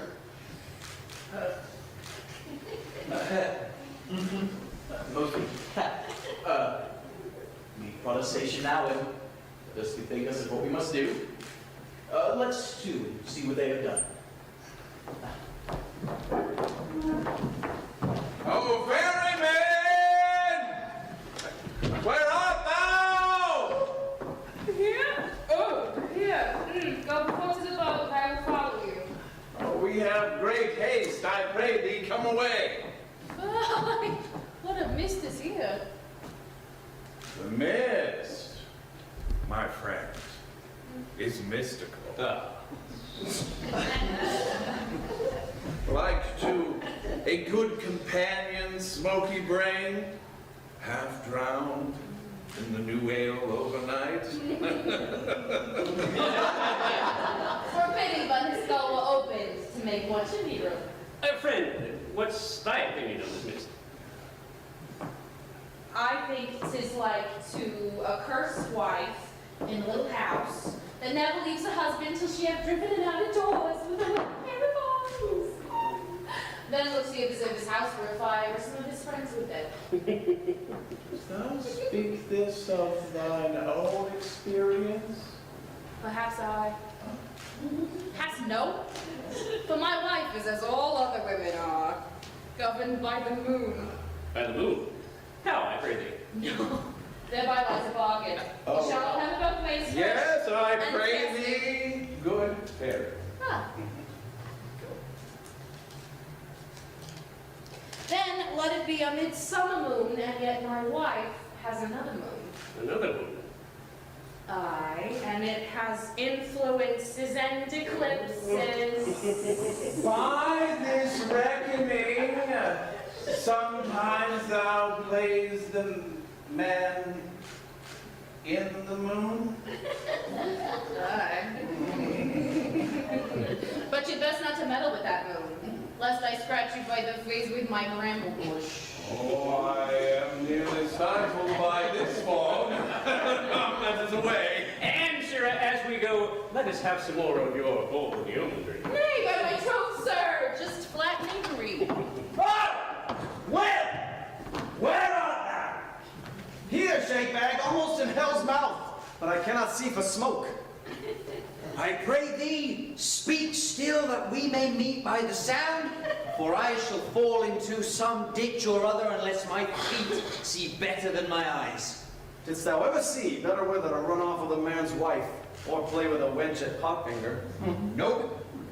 This were a fine weather for candle makers if this weather would last. For then a man may never dine nor sup without candlelight. Sir, Will! One of those that passed. Why didst thou hear any? Ah, that I did. My life for thine, shakebag. 'Twas Arden and his companion, then all our labours lost. Nay! Nay, for if it be they happily, they may lose their way as we have done, and we may chance to meet with them. Here, come, let us go on like a couple of blind pilgrims. Well, I'm nearly drowned! Twas no one, twas thou thyself. I came to help him that called for help.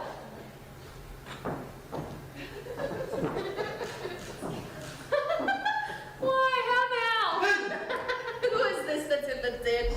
You are well enough served to go without a guide in such weather as this. Sirrah, hath any passed by your ferry this morning? None. Except a couple of gentlemen who went to dine at my Lord Cheney's. Ah, shakebag. Did I not tell you as much? Why, sir? Would you have any letters carried to them? No, sir. Get going. Have you ever seen such a miss as this? No, nor such a fool as thee. What's his name, I pray you, sir? His name is Blackwhip. I hope to see him one day hanged upon a hill. See how the sun hath cleared the foggy mist. Now we've missed the mark of our intent. My will. Shakebag. What make you here? What has the deed done? Is Arden dead? Can a blind man perform in arms? Didst thou not just see the sky was black and one could not discern man from horse? Though we did hear their horses as they passed. Has he escaped you then and passed the ferry? Aye, for a while, but here. Here we two will stay, and at their coming back, meet with them again.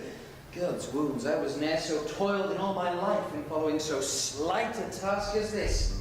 How camest thou so besplattered? By making false footing in the dark, one would need without a guide. Here. For a fire and good cheer, get you to Fevershame to the Flower Inn and rest yourselves until some other time. Aye, Mrs. Arden.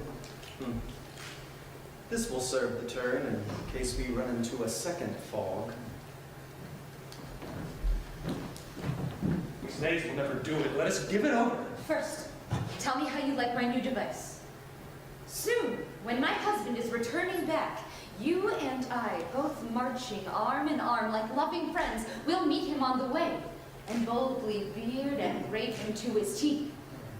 When words grow hot and blows begin to rise, I'll call those cutters forth, who in a manner to take up the fray, shall wound my coupled husband to the death. Ah, fine device. Why, this deserves a kiss.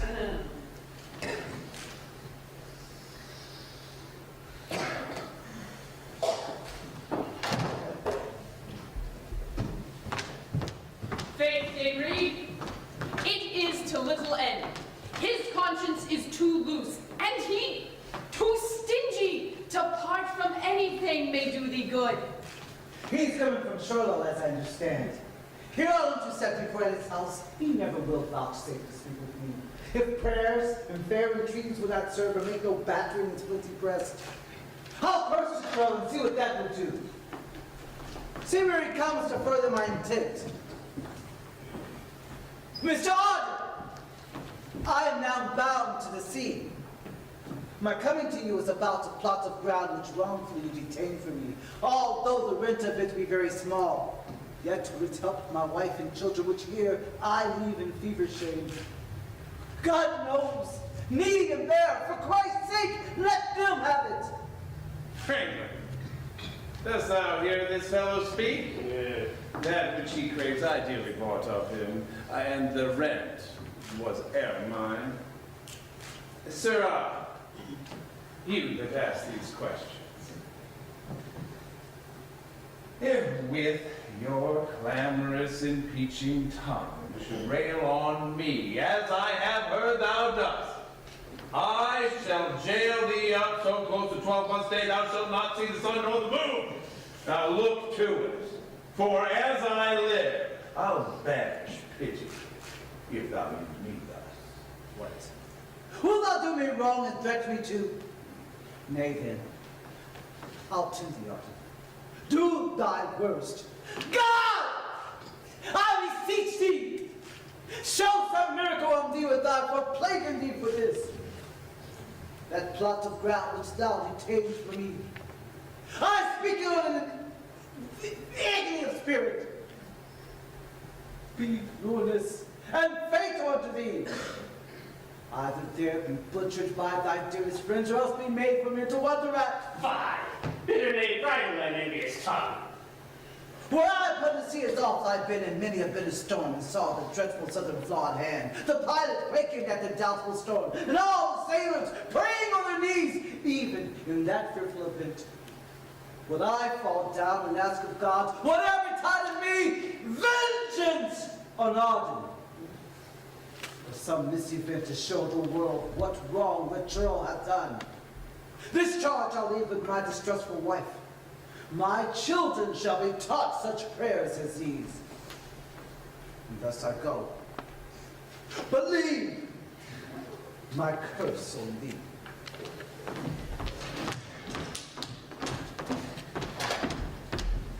Railingest knave in Christendom. Villain will be mad. You know, it matters greatly not what he says. For I assure thee, I ne'er did him wrong. I think so, Mr. Arden. My wife shall happily meet me on the way, for God knows she is passing kind of late, and by fair means tries to amend old faults. Happy to change that alters for the best. Yes, let us take up our pace and take her unawares playing the cook, for I believe that she will seek to mend our cheer. Well, there's no better creatures in the world than women are, when they are in good humor. Yes. Who is that? Mosby. So familiar. Injurious strumpet! Thy ribald knave, untwine those arms! I with a sugar kiss let them untwine. Mosby, perjured beef! Slay and his time to fight! They murdered my husband!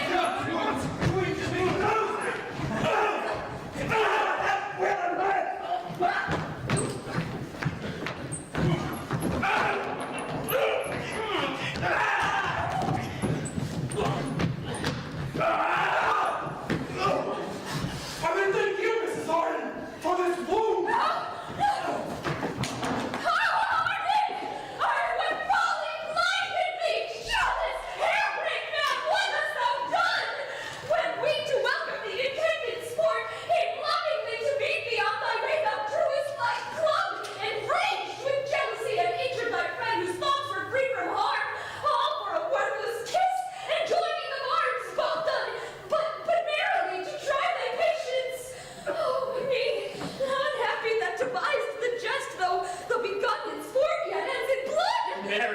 God defend me from such a jest.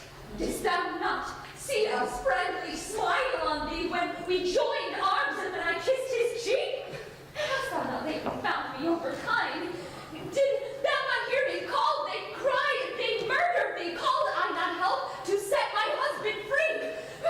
Nay, accursed the Lincoln liking with a frantic man. Henceforth, I'll be thy slave, no more thy wife, for with that name I never shall content thee. If I be merry, thou straightway thinkst me light. If sad, thou sayest the sullens trouble me. If well attired, thou thinks I will be gadding. Homely I seem sluggish in thine eye. Thus am I still, and shall be till I die, poor wench, abused by thy misgovernment. But is it not for truth that neither thou nor he intended malice in your misdemeanor? The heavens can witness of our harmless thoughts. Then pardon me, gentle Alice. Forgive me this fault. Forget it, and think not on it, but impose me penance, and I will perform it. For in your discontent I find the death more tormenting than death itself! Nay, as thou loved me as thou dost pretend, thou wouldst mark the speeches of thy friend who, going wounded from the place he said his skin was pierced only through my device.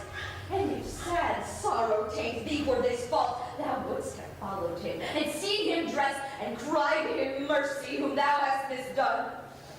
Ne'er shall my heart beat till this be done. Then content thee.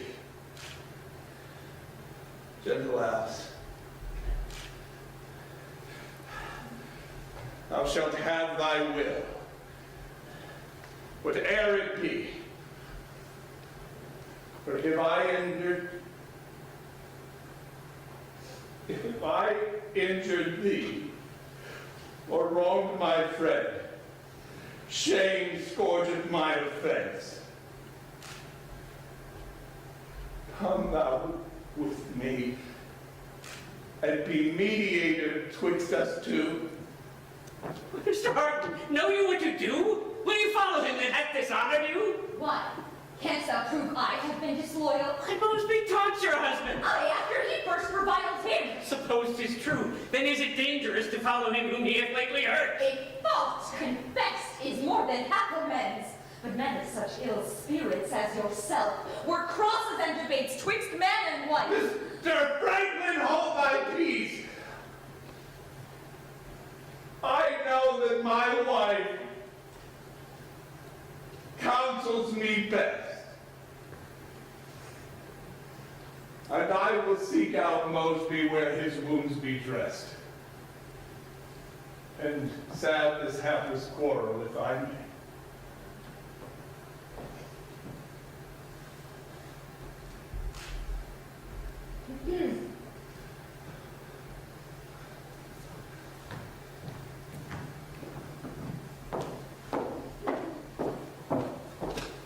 He whom the devil drives must go perforce.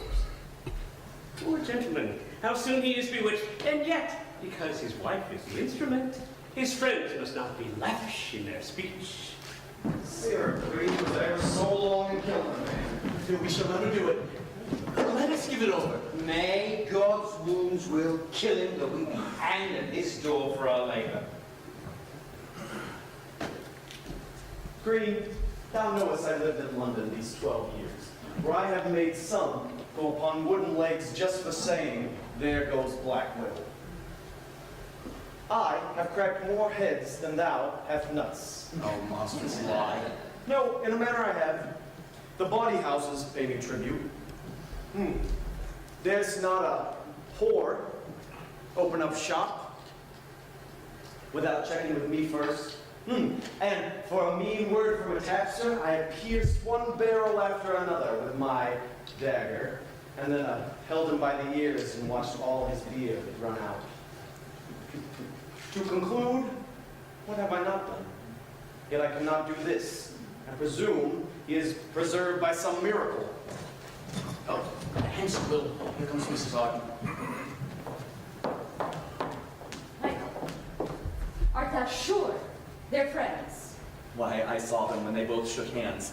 And my master sent me to bring you word that Mosby, Franklin, Bradshaw, Eden Fowle will come and dine with you at our house this night. Michael, run thou back again, and when my husband walks into the fair, bid Mosby steal from him and come to me. This night, thou and Susan shall be made sure. I'll go tell him. Go. Susan, tell the cook of our guests, bid him lay it on spare for no cost. 'Tis merriment to be had, we shall make it ourselves. Mrs. Arden, Dick Green and I plan to sup with you. Welcome shall you be, gentlemen. How missed you of your purpose yesternight? 'Twas that of Shakebag, the unlucky villain. Thou dost me wrong. I did as much as any. Sirs, had he yesternight been slain for every drop of his detested blood, I would have crammed in angels in thy fists, and kissed thee too, and hugged thee in my arms.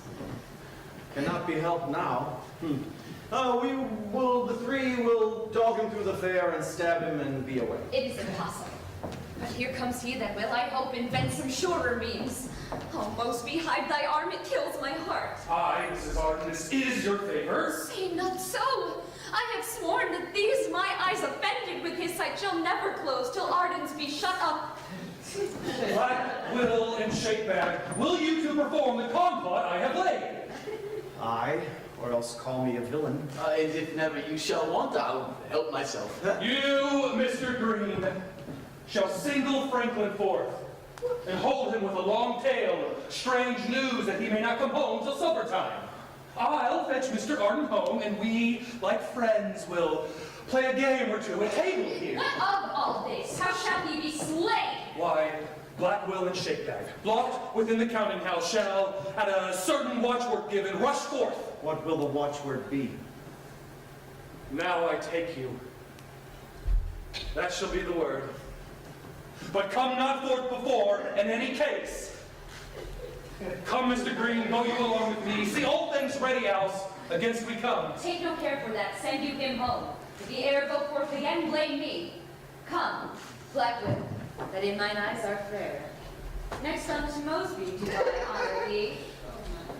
Instead of fair words and large promises, my hand shall play you golden harmony. How like you this? Say, will you do it, sir? Aye, and with such bravery.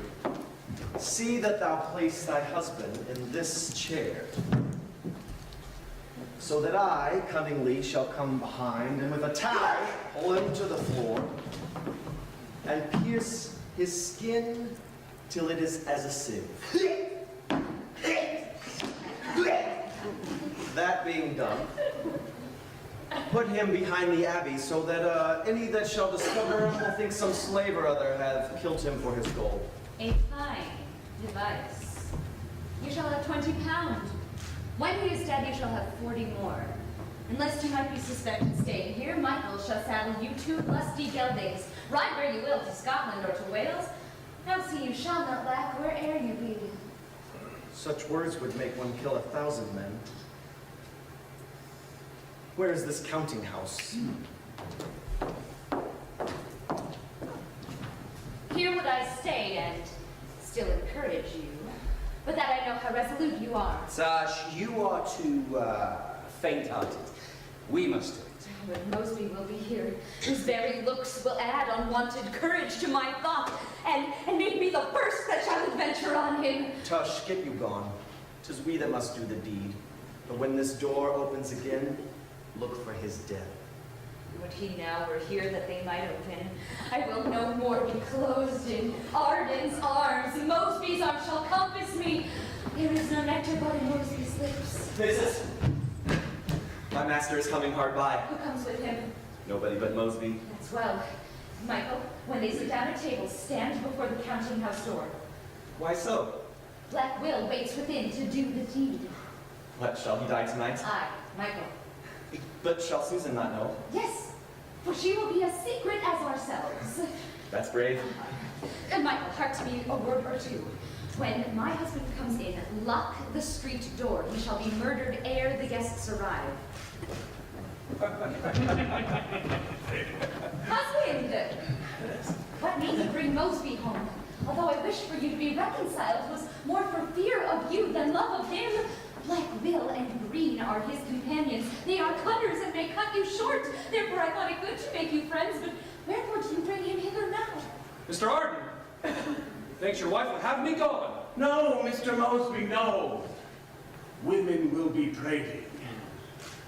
Bid him welcome, Alice. He and I are friends. You may enforce me to it if you will, but I'd rather die than bid him welcome. Oh, how cunningly she can dissemble. Now he is here, you will not serve me so. Pray you, be not angry or displeased. I'll bid him welcome, seeing you'll have it so. You are welcome, Mr. Mosby. Will you sit down? I know I am welcome to your loving husband, but for yourself, speak not from your heart. And if I do not, sir, think I have cause. Mr. Arden, pardon me, I'll be gone. No, Mosby, no. We shall have guests enough, though you go hence. I beg you, Mr. Arden, let me go. No, let her prate her fill. The doors are open, sir. You may be gone. Nay, that's a lie, for I have locked the doors. Sirrah, fetch a cup of wine, for I will make them friends. Seeing that you are so stubborn, Alice, you shall begin. I pray you meddle with what you have to do. But gentle Alice, how can I do too much for he who I have endangered without cause? True. Seeing it was partly through my means, I am content to drink to him this once. Here, Mr. Mosby. I pray you, henceforth be you as strange to me as I to you. Your company have purchased me ill friends, and I for you, God knows, have been undeserved, ill spoken of in every place. Therefore, henceforth, frequent my house no more. I'll see your husband in despite of you. Yet, Arden, I protest to thee by heaven, thou ne'er shall see me more after this night. I'll go to Rome rather than be forsworn. Thus I will have no such vows made in my house. I pray you, husband, let him swear on that condition, Mosby. Pledge me here. I, as willingly as I mean to live.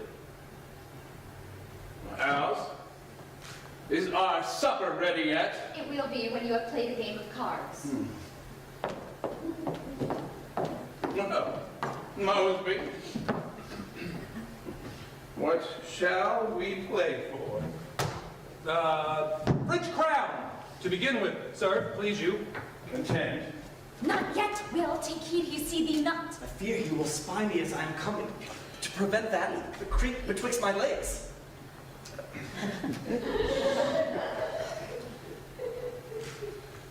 I'll raise you 2 crowns. I'll see your 2. Show me your cards. Ah, Mr. Arden, now I can take you. Mosby! Michael! What? Here's for the velvet drudge. Ah! The cheating steward and base-minded peasant. Oh! And here for the 10-pounder Michael. What runs out? Give me the weapon. Take this. For hindering Mosby's love and mine.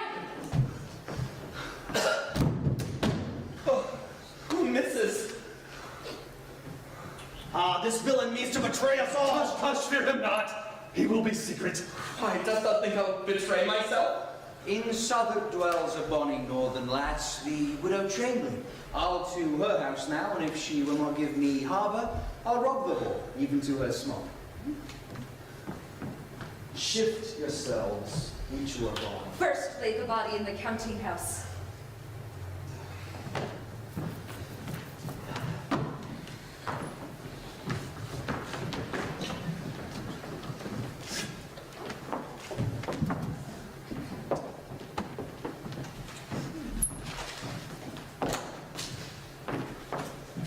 We have our gold. Adieu, Mrs. House. Mrs. the guests are at the door. Harbor they not? What shall we let them in? Go thou, Mosby, bear them company. Susan, fetch water to wash away this blood.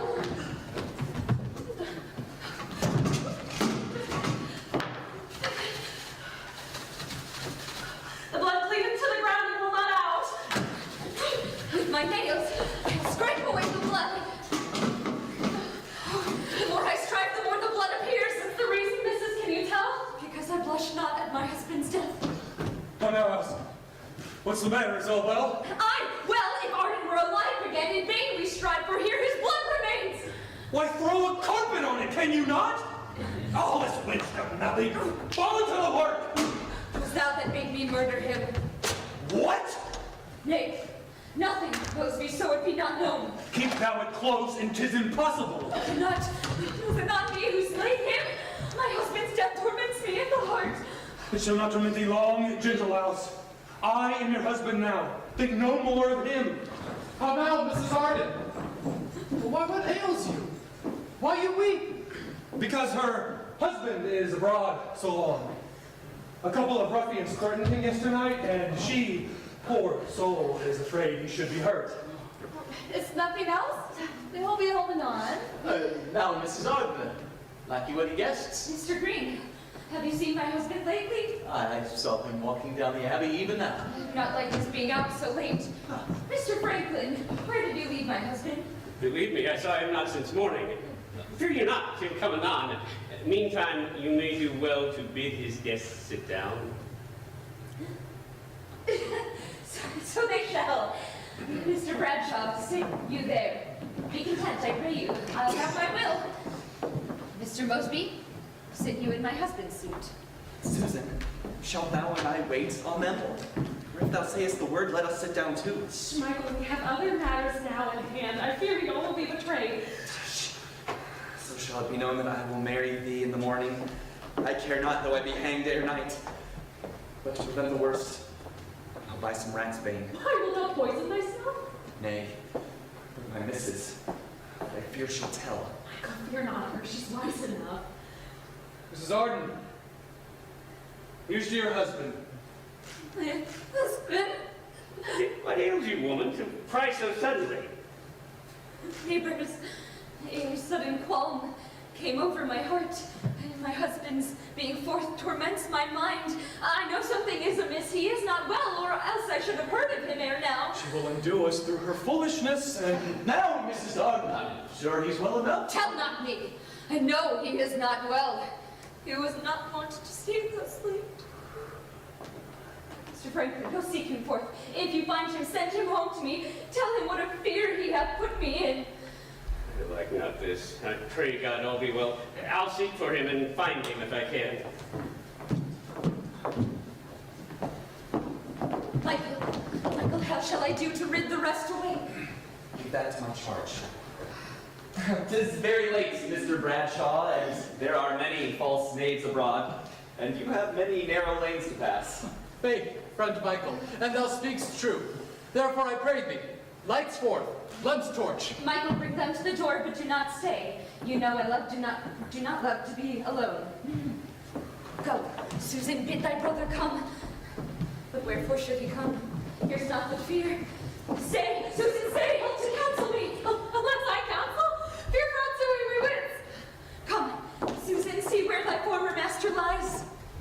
Oh, Arden, smeared in blood and filthy gore. Oh, brother, you and I shall rue this deed. Come, help to lift the body forth. Let our salt tears be his obsequies. How now, house? Whither will you bear him? See, are you come? Oh, then weep that will. I have my wish that I join thy sight. It behooves us to be circumspect. Aye, for Franklin thinks that we have murdered him. You cannot prove it for his life. We shall spend this night in dalliance and in sport. Mrs., the neighbor and the mayor and all the watch are coming towards our house. Make the door fast. Let them not come in. Tell me, house, how shall I escape? Out the back door over the pile of wood. For one night lie at the Flower Inn. But that is the next way to betray myself. Mrs. Arden, the watch will take me and call a suspect. Where else would be none? Take the way that Mr. Mosby doth, but first convey the body to the fields. Until tomorrow, to no else. Now farewell. We'll see that you confess nothing in any case. Be resolute, Mrs. House. Do not betray us, but cleave to us as we will stick to you.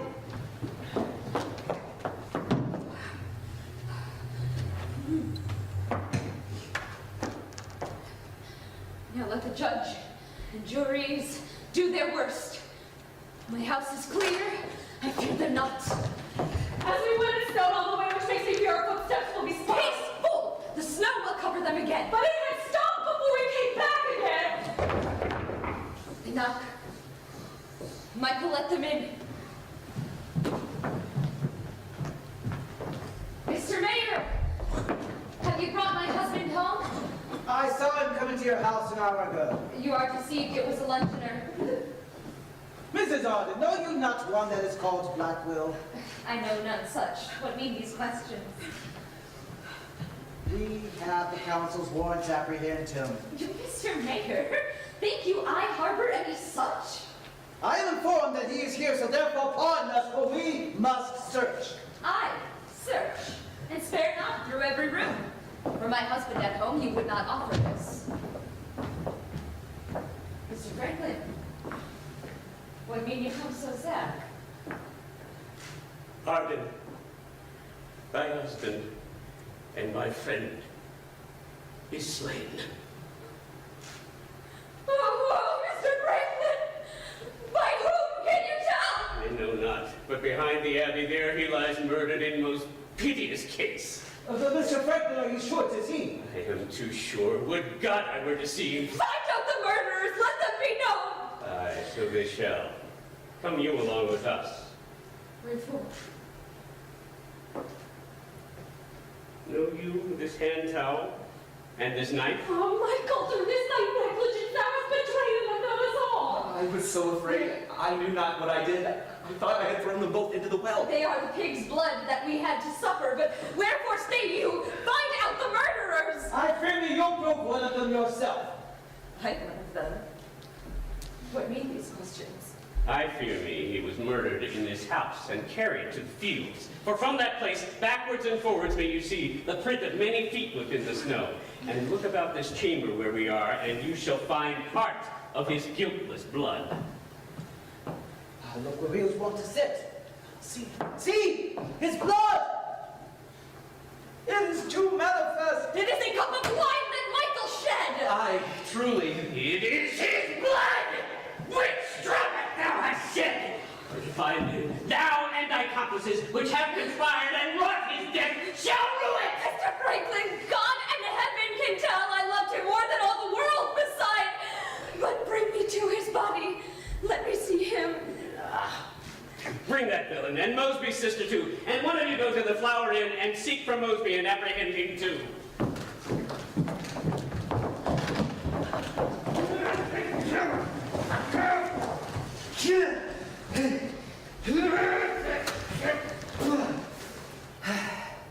The widow Chamberlain,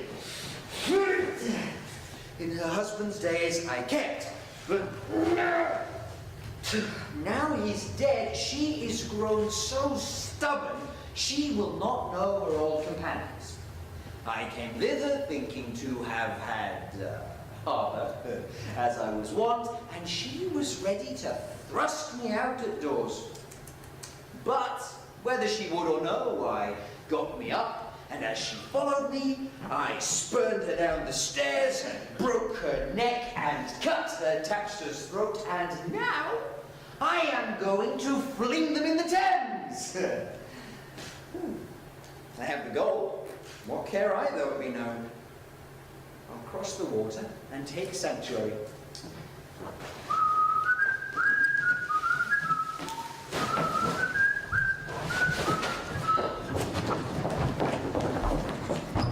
See, Mrs. Arden, where your husband lies. Confess these foul thoughts and be penitent. Arden. Sweet husband. What should I say?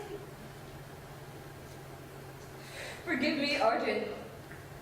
I repent me now. Rise up, Arden. Frown not on me when we meet in heaven. In heaven I loved thee, though on earth I did not. Say, Mosby, what made thee murder him? Study not for an answer. Look not down. His belt and wallet found at thy bed's head witness sufficiently thou didst the deed. It bootless is to swear thou didst it not. I hired Blackwell and Shakespeare, ruffians both, and they and I have done this murderous deed. But wherefore stay we? Come and bear me hence. Those ruffians shall not escape. I will up to London and get the council's warrant and apprehend them.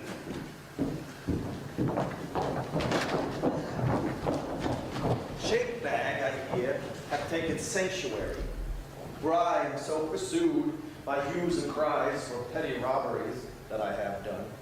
They come unto no such sanctuary, so therefore must go abroad, at last in some oyster boat to glisten in the Netherlands. There is no staying here. The watch was like to have me, had I not covered my head and run point blank for all adventures. I ne'er think I would have left that place, for the warden had 20 warrants to apprehend me. Farewell, England. Out to the Netherlands.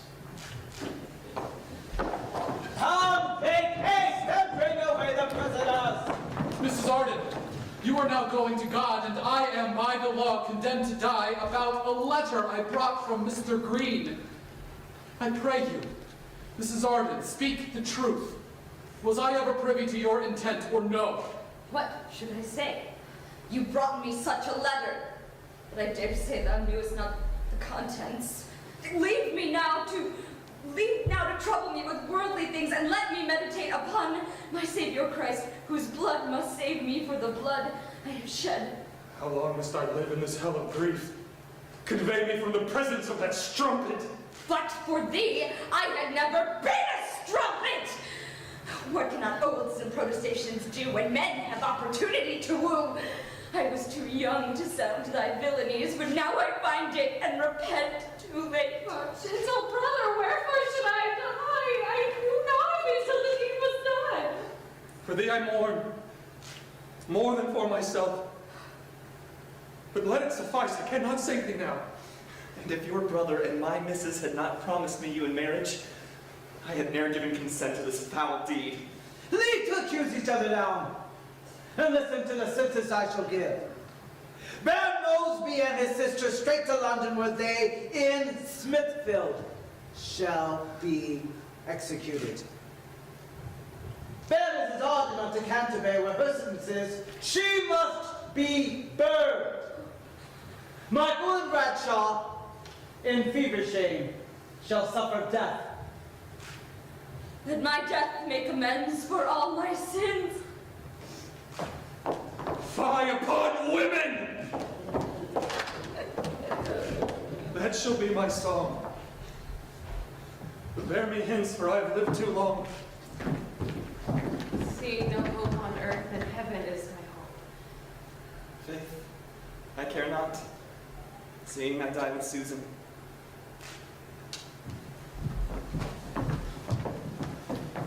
My blood be on his head that gave the sentence. So speedy execution with them all!